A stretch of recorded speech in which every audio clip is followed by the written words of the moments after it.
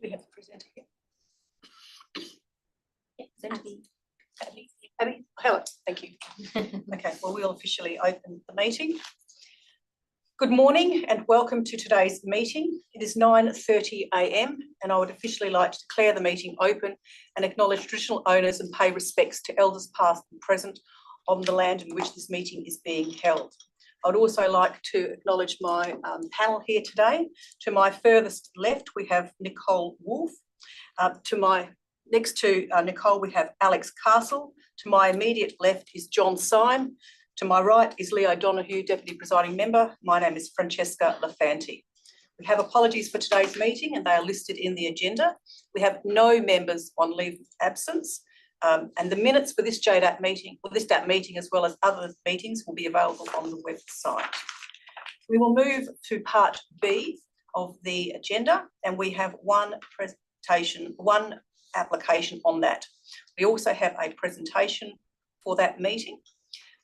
Members, could I have a show of hands that you've duly considered all matters before you on today's agenda? That is unanimous for the minute taker. Members, are there any disclosures of interest for today's meeting? There are no disclosures of interest for today's meeting. We will now move through to the application, and we have one presentation.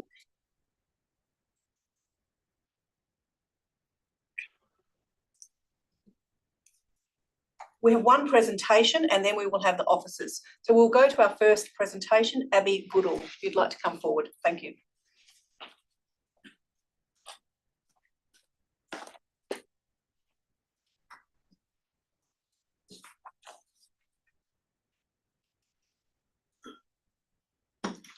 Thank you, Presiding Member, and good morning, panel members and city officers.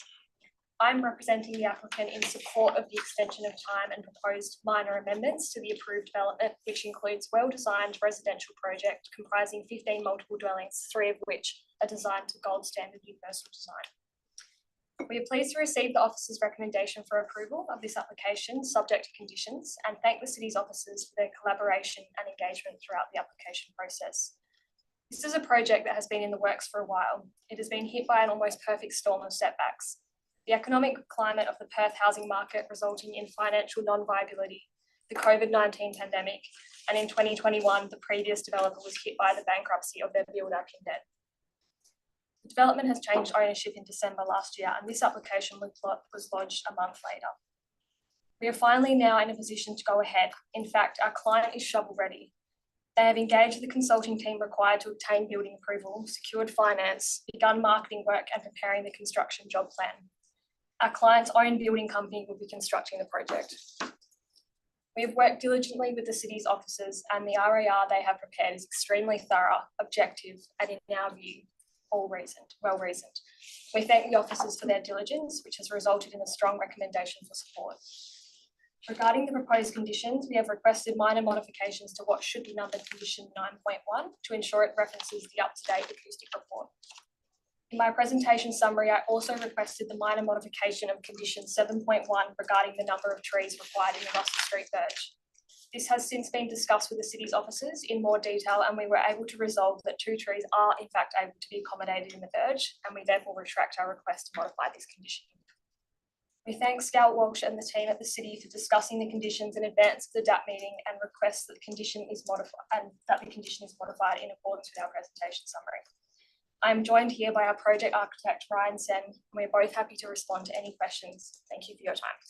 Thank you. Can I just clarify one matter of you? Your last comment was seeking support with modified condition. I assume, given your comments you've just provided today, you are referring to the condition relating to the acoustic. Correct. Not the condition 7.1 with the trees. Correct. Thank you. That's my only clarification. Members, do you have any questions from this presenter? If there are no questions, thank you very much. We will have officers from the City of Vincent. Thank you for your presentation. Thank you.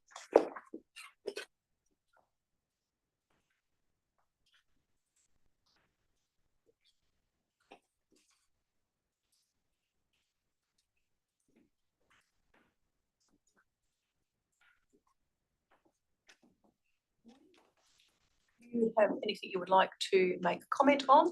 And we will go to questions if you from you? Happy to jump straight to questions. Okay, members, there is nothing further from the officers. Is there any questions on this matter to the officers?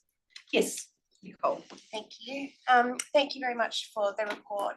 There was one comment from the DRP chair that I was just hoping to clarify, please.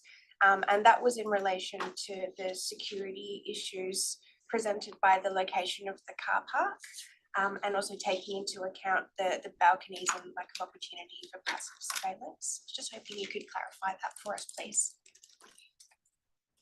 Through the chair, in relation to the car park security, ultimately that was in regards to the visitor parking, and yeah, I guess surveillance of that from a security perspective from the street. Ultimately, we are supportive of the location of the visitor parking on the basis that while it's set back from the street, it's somewhat screened from view, so to reduce visual impacts of the street, but there would be passive surveillance from the adjacent lobby, the residential parking, and passive surveillance from the street. In terms of the balconies, I believe that was in regards to the the proposed amendments to screen or enclose the balconies.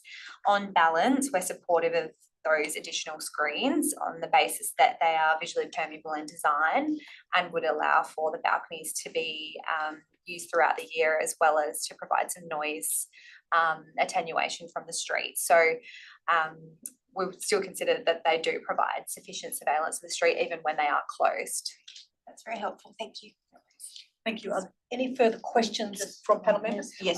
Yes, the applicant has asked for a slight modification to condition 7.1 regarding the provision of street trees on the verge, arguing that there may not be sufficient space.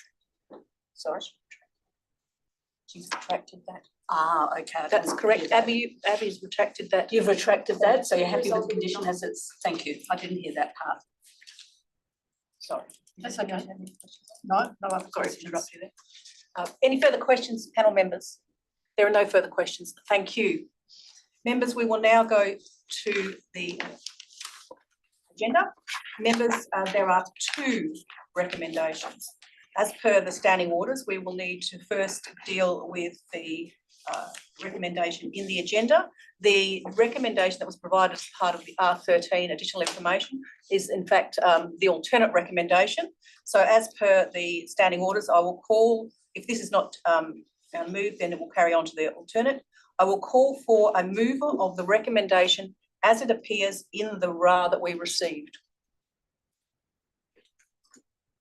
There is no mover. The RA recommendation lapses, and we will now go to the recommendation, which is the alternate recommendation to become the motion, as provided for in the R13. Is there a mover of the alternate recommendation? The one in the R13. Any members moving the alternate? It is moved, John Syme. Is there a seconder to the? Sorry, is seconded? Is it seconded? Nicole Wolfe. Would the mover like to speak to it? Yes, look, this is an interesting application. I had to go back and refresh my knowledge of Reg 17 to make sure that it was actually could be a Form 2, and it can.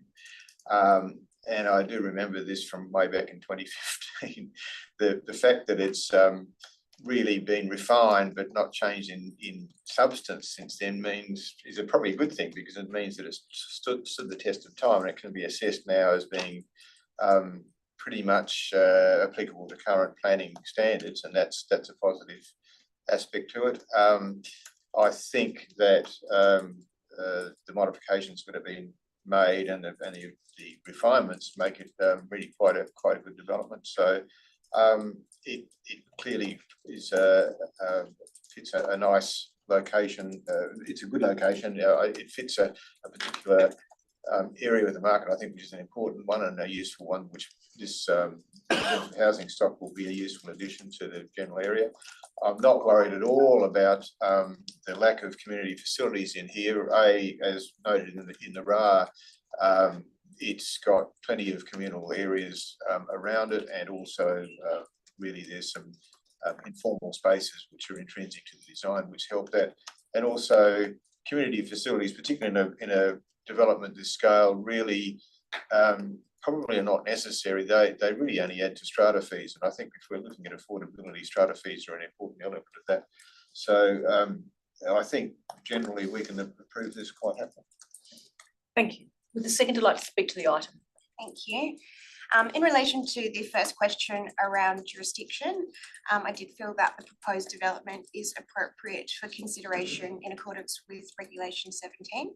And that's because I don't think that those changes are substantial or would alter the essence of the design as per the previous approval. The land use remains the same, residential. The yield is the same at 15 dwellings, and the proposed works haven't changed that intent and purpose. In relation to the second recommendation, so to approve the application with the recommended conditions, I wanted to thank the city for very clearly laying out the situation against the planning considerations. In relation to consideration A, I accept the advice that the planning framework has not changed substantially since the previous approval was granted, and that the proposed development remains consistent with the intent of the framework. In relation to B, certainly note the concerns around internal amenity and appreciate the additional advice on that today. But on balance, accept that the development would likely receive approval now. In relation to C, I did feel fairly strongly that the development has not been actively and conscientiously pursued since its previous approval. The change of ownership, however, and the really quick action, as we heard today, since the ownership change and the sufficient funding for construction are really encouraging signs. So given that long history of extensions and the contribution that it will make to housing stock and diversity, I hope that the build is progressed quickly from this point onwards. So on the whole, I feel that the proposal will continue to result in an appropriate development outcome in relation to the planning framework, as well as community sentiment.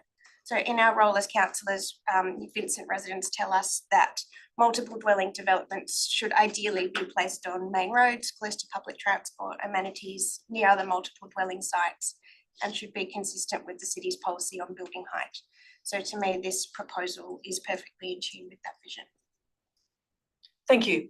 Members, are there any other speakers on this item? Briefly. Yes. Look, I agree with the sentiments presented by the other panel members.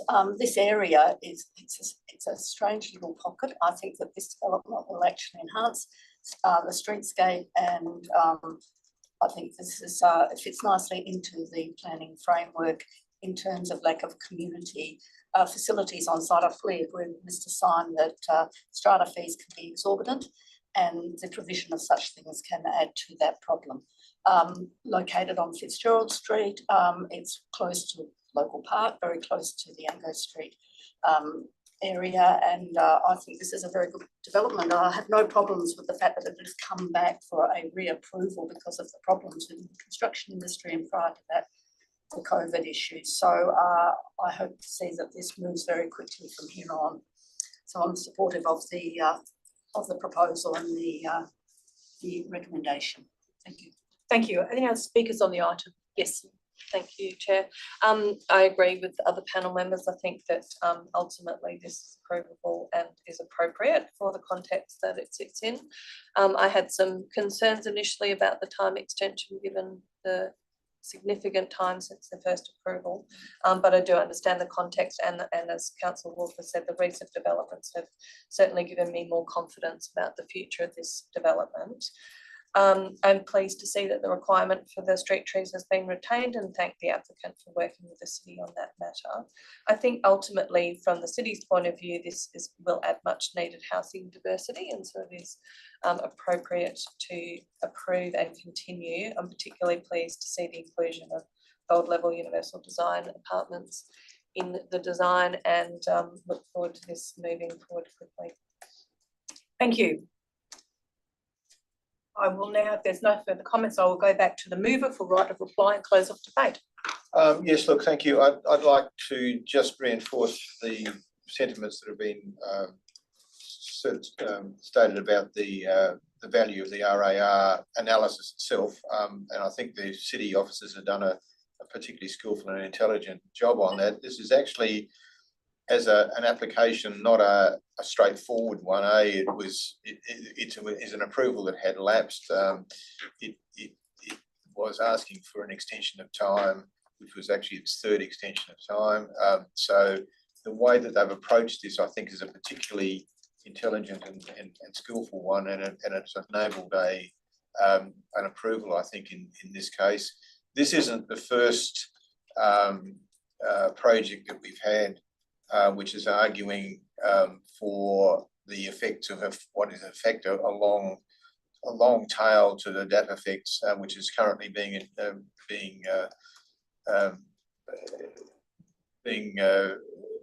seen in the construction industry. That the project is funded, that the builder is in place, I think is a very important one. There's a lot of projects at the moment which are being approved and not being built because the economics just don't stack up. So we do understand those time extensions, and I think it's very appropriate to give it in this case. So I think we can approve this. Thank you. That is right of reply and close of debate. Members, we are going to the vote. All those in favour? It is carried unanimously. I now go back to the agenda. There are no SAT reconsiderations. We have no business in, the SAT determinations in Part D. They are included in the agenda and I have no comments on those. There is no general business, and accordingly I close today's meeting at 9:46 a.m. Thank you everybody for attending.